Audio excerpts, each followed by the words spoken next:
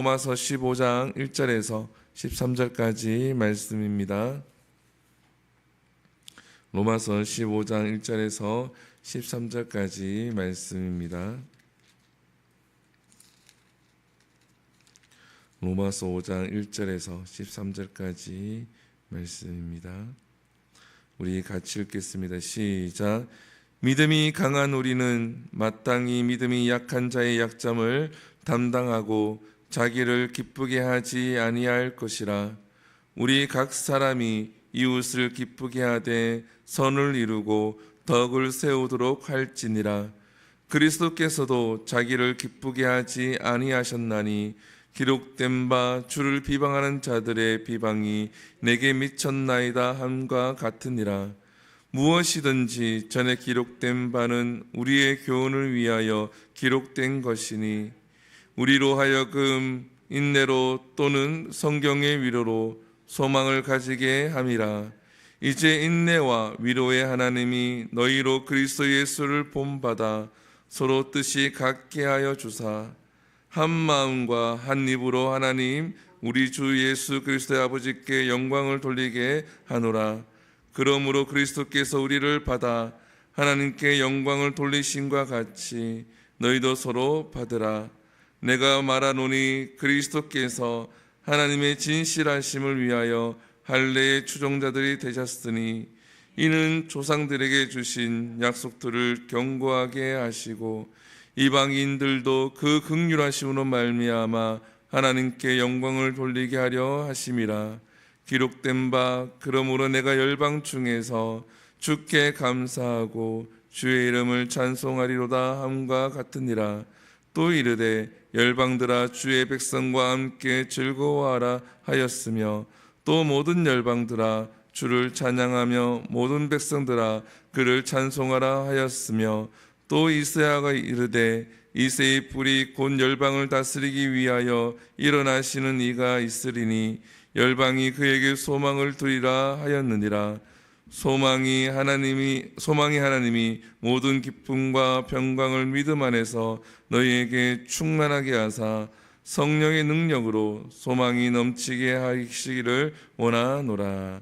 아멘. 할렐루야. 서로 받으라, 서로 용서하라 라는 제목으로 말씀을 함께 나누겠습니다.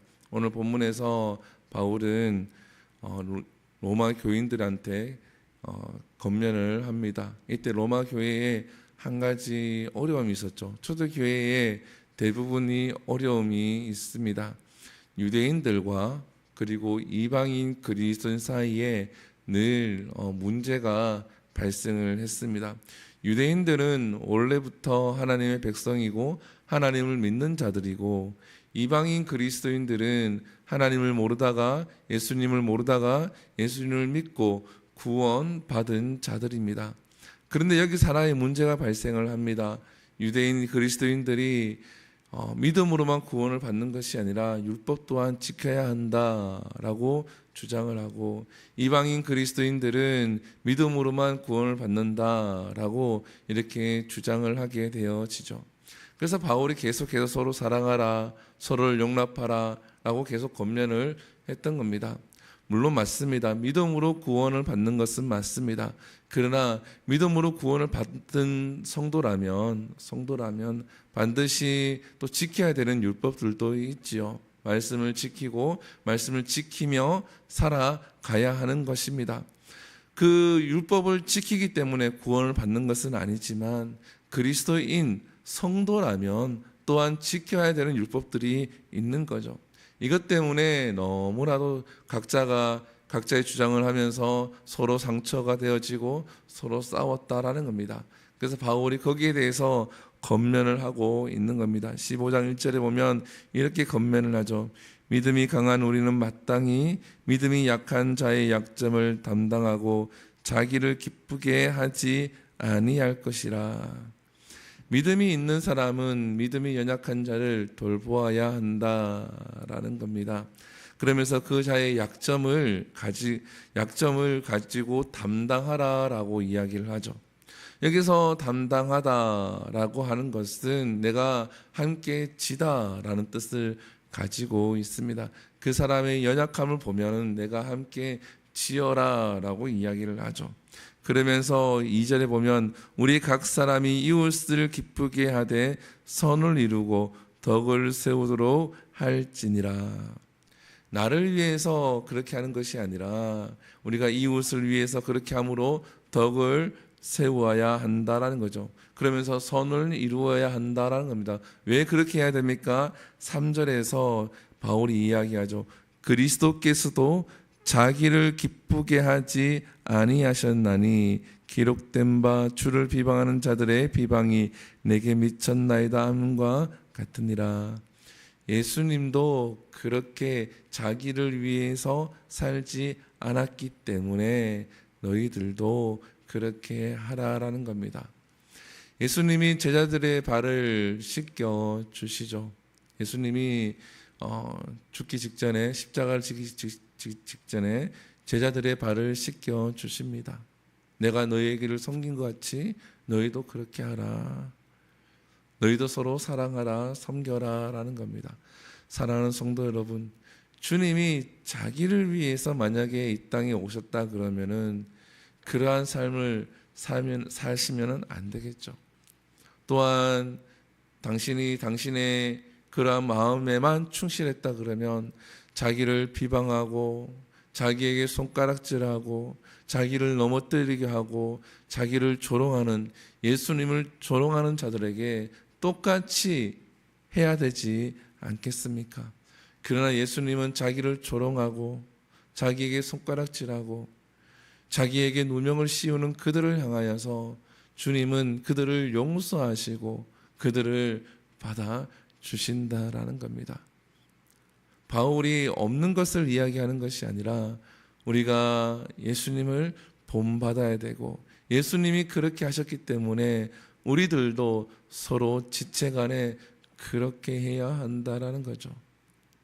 왜 교회에서 싸움이 일어나고 그리스도인들이 싸움이 일어납니까?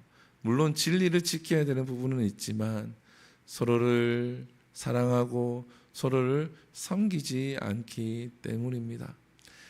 내가 좋아하는 사람, 내 마음과 맞는 사람하고는 자연스럽게 잘 지내게 되어지지요. 그러나 내 생각과 내 의견과 다른 사람을 내가 좋아하며 섬기며 살아가는 것은 결단코 쉬운 일이 아닙니다. 그런데 바울은 그들을 향하여서 덕을 세우고 선을 이루라. 왜요? 예수님이 그렇게 하셨기 때문입니다. 오늘 본문에 보게 되어지면 바울이 이렇게 이야기를 하죠. 5절에 보면 인내와 위로의 하나님이 너희로 그리스도 예수를 본받아 서로 뜻이 같게 하여 주사. 누구를 본받으라고 이야기를 합니까? 예수 그리스도를 본받으라라고 이야기합니다. 그래서 한 마음과 한 입으로 하나님께 곧 우리 주 예수 그리스도의 아버지께 영광을 돌리게 하려 하노라. 사랑하는 성도 여러분, 우리가 하나님께 영광을 돌리는 것은 주님의 말씀을 기억하고 행하는 것입니다. 주의 말씀이 무엇입니까? 서로 사랑하고 서로 섬기라는 거죠. 그러면서 바울이 오늘 본문에 보게 되어지면 7절에 보게 되어지면 너희도 서로 받으라라고 되어 있죠. 너희도 서로 받으라. 여기서 받으라라는 헬라어는 인정해 주다라는 뜻을 가지고 있습니다. 서로 인정해 주라라는 거죠. 각자의 그 인생이 다르잖아요. 그죠? 각자의 인생이 다르기 때문에 그 가치관 또한 다릅니다. 물질에 대한 가치관, 건강에 대한 가치관, 사회생활하는 것에 대한 가치관, 또 신앙생활에 하는 가치관, 이 가치관이 완전히 똑같을 수는 없습니다. 그렇기 때문에 조금씩 다르지요. 한 부분이 맞는 부분이 있는가 하면은 한 부분은 틀린 부분, 다른 부분들이 분명히 있습니다. 그럴 때에 바울은 서로 받으라, 서로 인정해 주라라는 겁니다.